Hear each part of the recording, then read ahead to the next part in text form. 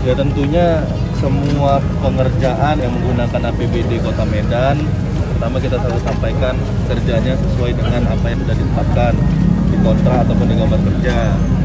Jangan tidak sesuai, saya selalu sampaikan jangan ada nyolong-nyolong uang. Nah, nyolong uang ini kan salah satunya speknya dikurang-kurangin. Iya, betul Pak. Nah itu kayak kita bilang kalau misalnya yang saya minta nggak bisa dipenuhi sama mereka sesuai dengan kontrak kerjanya, ya sama APH aja lah ngomongnya, jangan sama wali kota. Nah, di tangan Bobi bisa menembus anggaran. Bukan tanggung-tanggung. Medan itu punya anggaran 7,8 triliun. Bukan tanggung-tanggung, itu hanya untuk infrastruktur. Aku berharap di tangan Bobi sebagai wali kota itu bisa selesai. Tapi ternyata Bobi tidak tahu itu.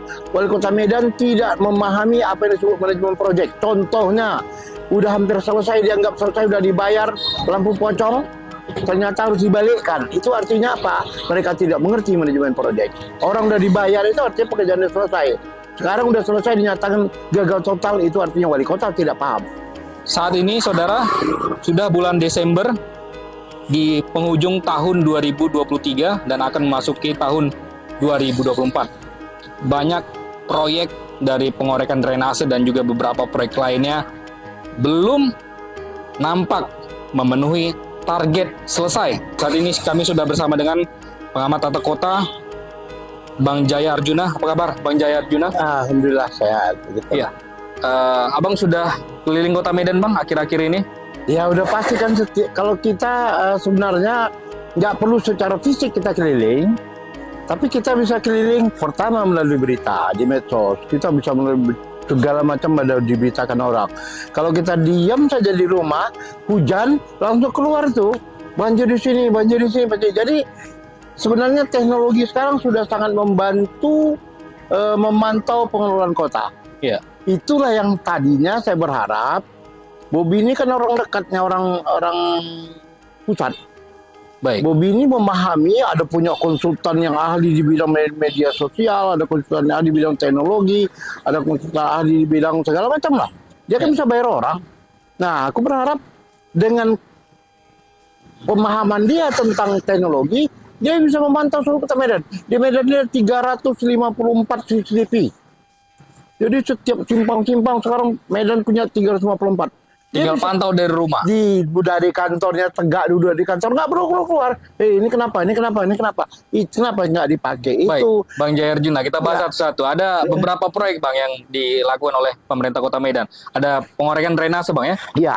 Lalu beberapa waktu sebelumnya juga Abang juga berstatement di media kita tentang lapangan Merdeka Kota Medan. Iya. Kan gitu. Iya. Nah, kita bahas tentang drainase dulu Bang. Ini sudah akhir tahun, tapi banyak sekali muncul tanggapan negatif dari masyarakat. Abang menanggapinya seperti apa? Oke. Ujung dari drainase sudah itu adalah banjir. Baik.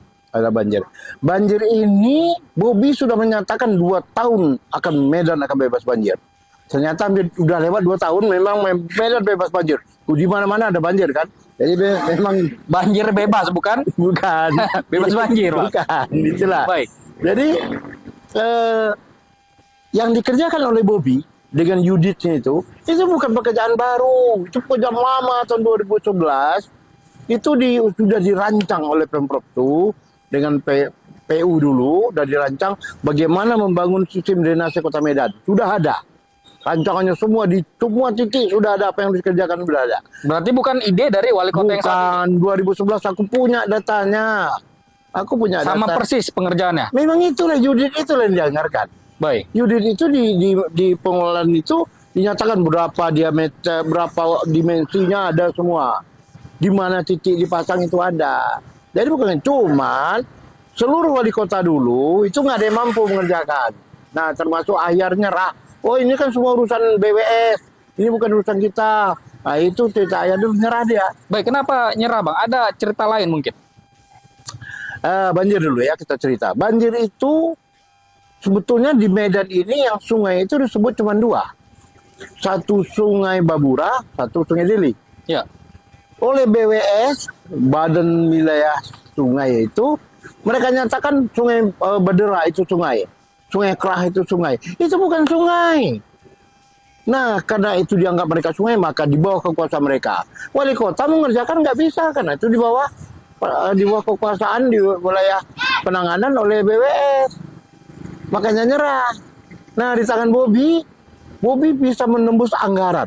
Bukan tanggung-tanggung. Medan itu punya anggaran 7,8 triliun.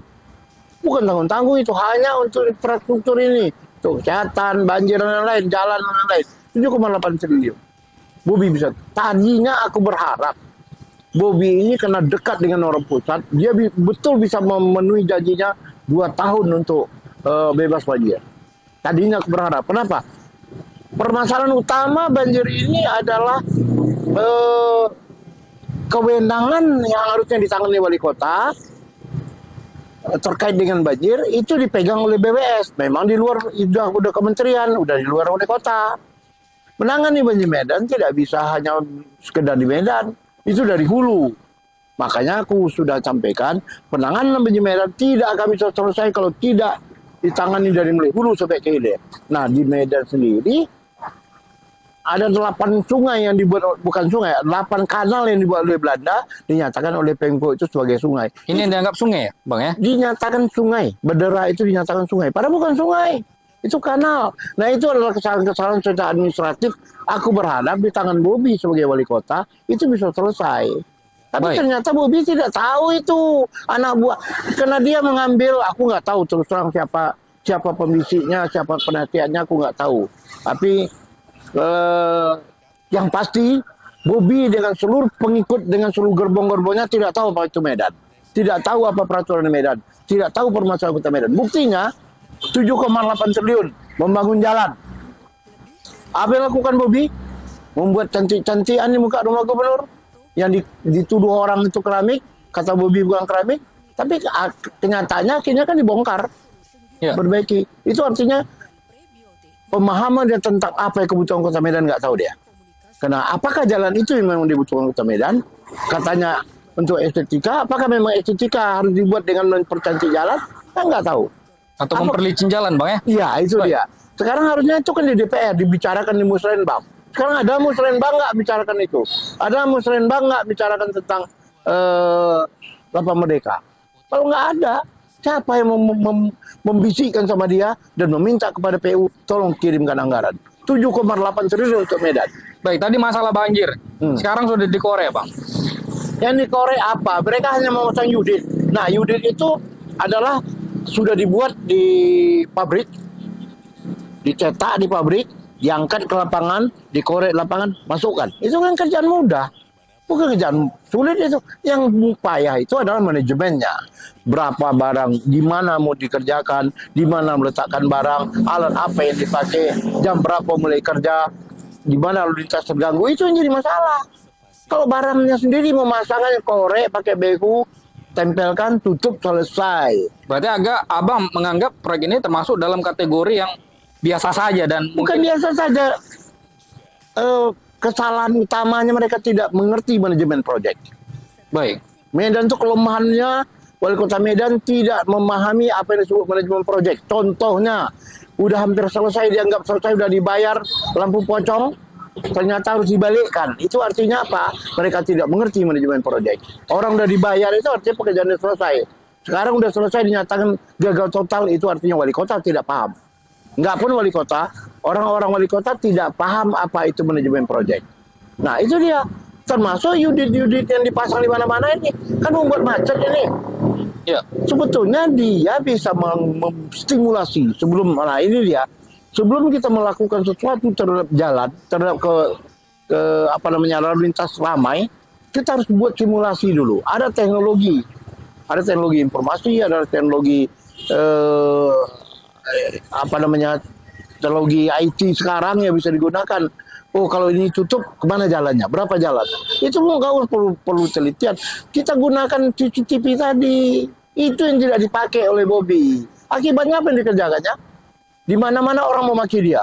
Wah, gara-gara Bobi pun jadi bacot kita. Makian dari 1 orang, 2 orang, 3 orang per hari itu kan menyakitkan. Sebetulnya kalau dalam cerita Cina itu aura negatif. Aura negatif itu bisa menghambat pekerjaan kita. Itu yang harus dihindari.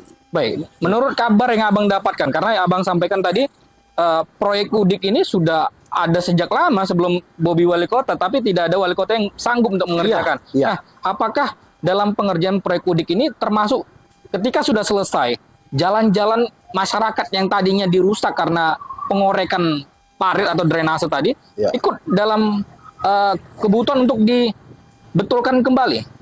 Ya, sebenarnya kalau apapun yang kita lakukan di jalan, itu harus kembali seperti semula. Misalkan gini, orang gali parit untuk pipa, untuk air. Itu kontraknya adalah mengorek, menggali, menanam, dan mengembalikan kualitas jalan seperti semula. Itu kontraknya itu. Jadi kalau kenyataannya dia cuma ngorek, amburadul, memasang amburadul, udah selesai, itu juga tidak diperbaiki, itu tidak sesuai kontrak. Nah, manajemen kontrak tadi yang tidak dimiliki mereka. Meskipun di lapangan para pekerja mengaku tidak dibayar untuk memperbaiki. Enggak ada, dalam kontrak itu harus ada semua, harus ada. Dari mulai ngorek, nanam, nyumbun, kembalikan semula. Kalau dikorek jalan, aspal semula. Kalau dikorek parit, aspal semula. Itu dia, itu termasuk dalam kontrak. Mungkin aja kontraknya harus dibayarkan kepada seseorang atau ekstra. Bagi cawe bang gitu ya. Itulah dia, Baik. itulah dia. Tapi dengan pemasangan Udik ini, apakah ini solusi bagi persoalan banjir yang Abang sampaikan? Enggak. Unit itu kan di bagian hulu.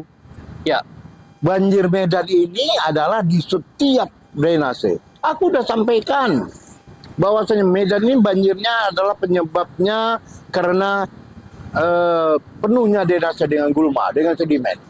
Itu penyebab. Kenapa? Dibangun sejak sekitar tahun 1925 dibangun itu drainase kalian. Ini parit ini digali oleh Belanda ini. baik. Dan itu sampai sekarang tidak ada perawatan. Nah, udah penuh oleh sedimen. Tadinya ada air. Kalau air itu naik masuk ke parit, tadinya kalau sedimennya nggak ada, kan isinya air.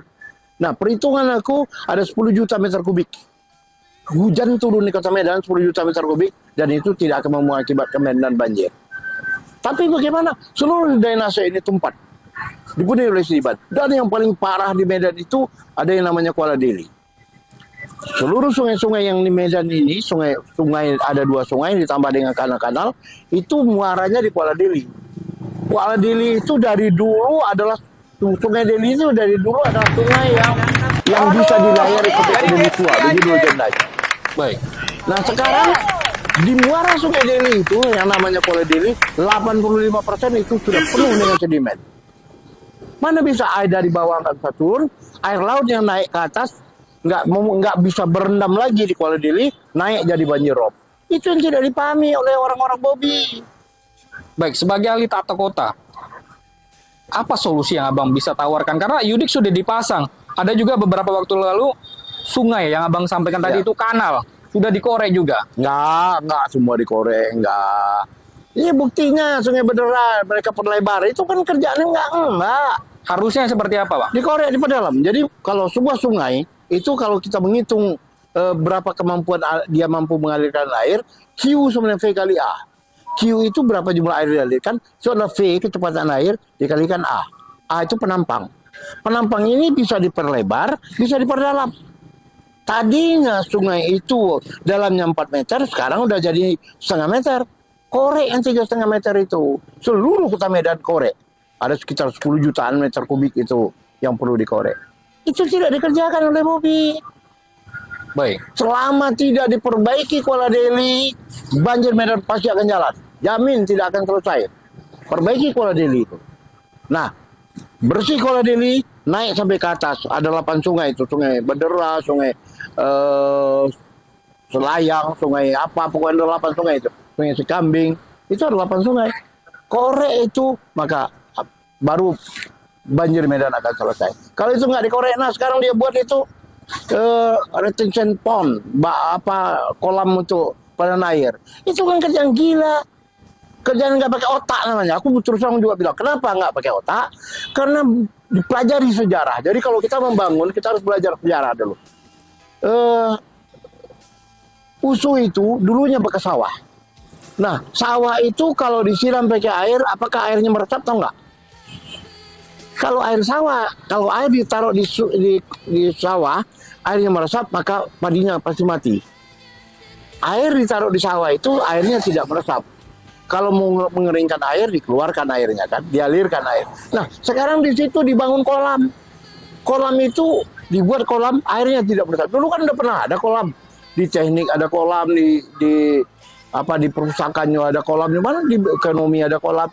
Apakah kolam itu berfungsi nggak untuk menahan air, untuk menyelesaikan air? Kan enggak. Nah, jadi harusnya kalau memang dia membuat retention pond, penahan untuk banjir, kolam untuk menahan banjir, itu airnya meresap ke bawah. Baik. Jenis tanahnya apa, berapa kecepatan meresapnya, itu yang dipelajari. Sekarang USU itu pasti tidak akan meresap, karena tanahnya tidak lihat, nggak mungkin.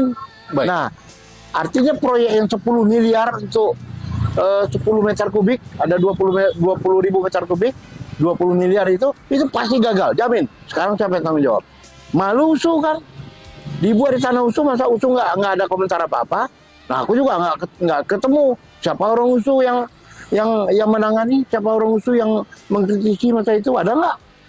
Baik. Kalau nggak itu pasti gagal. Aku tawarkan Medan ini kalau mau buat kolam penampung banjir itu kita bisa sediakan 200.000 meter kubik, 5 miliar cukup. Ini 10 miliar. Jadi orang yang membisikkan jadi pembisik bagi Bobi, aku bilang itu bukan Bobi, itu pembusuk. Apapun yang dikerjakan Bobi itu salah. Ya, Bang Jaya. Ya. Kita rasakan dampak pengorekan drainase kita kembali lagi, Bang. Ya. Masyarakat merasakan ada yang rusak dari aset mereka, yaitu jalan utama Ya, dari ya. rumah Ya, menuju ke akses jalan umum itu Ya. rusak. Ya. Apakah ada hal yang perlu dilakukan? Apakah masyarakat bisa menuntut karena akses jalan mereka ini dirusak, tidak diperbaiki? Nah, kontraknya kalau dia bangun korek jalan, dia harus kembalikan semula. Itu kontraknya. Tapi sekarang tidak. Dan bahkan ada terdengar di lapangan, aku nggak tahu pasti. Tapi terdengar di lapangan, kalau parit muka rumah mau dikorek, kalau kamu baik, bayar. Jadi sehingga ada orang yang langsung dia punya uang, dikorek muka rumahnya, dia bayar, maka dikembali dibuatnya titik yang bagus. Berapa orang yang punya uang macam itu? Kan jadi masalah kalau tidak orang tidak punya uang, apakah jalannya masuk ke rumahnya akan terhambat? Itu yang jadi pertanyaan kita. Itu artinya manajemen pelaksanaan proyek itu tidak ada. Kenapa? Manajemen ini juga mengatur bagaimana pengawasan. Itu yang sangat kelemahan di Bobi, manajemennya kurang. Baik. Ya. Lalu kita lanjut. Ada satu proyek lagi, Bang. Ya. 2 proyek yang belum kita bahas. Lampu Pocong dan Ya. juga Lapan Merdeka. Nah, Lampu Pocong ini sampai akhir tahun juga belum dibuka. Belum dibuka dan uangnya udah balik atau belum? Sementara trotoar sudah dibagusi. Ya, kalau kita lihat Pocongnya masih beraksi kok. Nah, itu uangnya 1 miliar udah kembali. Dan itu kewajiban bagi kontraktor untuk membongkar. Itu teori mana? Bangunan sudah diselesaikan, uangnya dikembalikan, dia harus bongkar lagi. Orang gila itu kontraktornya kalau mau mengerjakan itu. Dari mana uangnya lagi? Uangnya sudah dikembalikan. Kalau dia masih disuruh untuk membongkar lagi, itu kan uang. Dari mana uangnya? Ya. Sementara dia udah rugi, dia udah bayar orang, dia udah bayar segala macam, uangnya harus dikembalikan kontraknya. Sekarang nggak tahu kontraktor kalau mau ngejar itu gila, ada yang menyuruhnya kurasa ya beli tak balilah gitulah. Baik. Lalu untuk Lapan Merdeka, Abang yakin proyeknya bisa selesai sebelum akhir jabatan? Dengar kabar itu masih ngorek. Kalau masih ngorek, kalau Lapan Merdeka itu dia dikorek, dibangun, ditimbun, baru diperbaiki di atasnya. Sampai saat ini masih ngorek, itu artinya pekerjaan sepertiga juga belum selesai. Dan aku nggak yakin bisa selesai. Dan kawan-kawan dari LSM juga sudah mengajukan ke pengadilan. Baik. Nah, dan itu kenapa? Nggak ada yang mau peduli. DPR nggak ada peduli. Aku tengok di Medan yang kesalahan utama itu selain Bobi tidak punya manajemen, Bobi tidak punya pembisik pekerja yang baik, juga DPRD sebagai pengawas, sebagai yang menentukan anggaran, mengawasi anggaran, melaksanakan peraturan-peraturan, DPR tidak berfungsi apa-apa. DPR ketakutan di depan Bobi. Nah, sekarang anggota, ya aku nggak mau cerita politik lah, tapi yang jelas DPRD ketakutan dengan Bobi. Dan itu akibatnya apa? Pembangunan di Medan itu terganggu, dan juga apapun yang dilakukan Medan tidak ada pengawasan. Itu yang kalau kita tengok. Baik, terakhir Bang Jaya.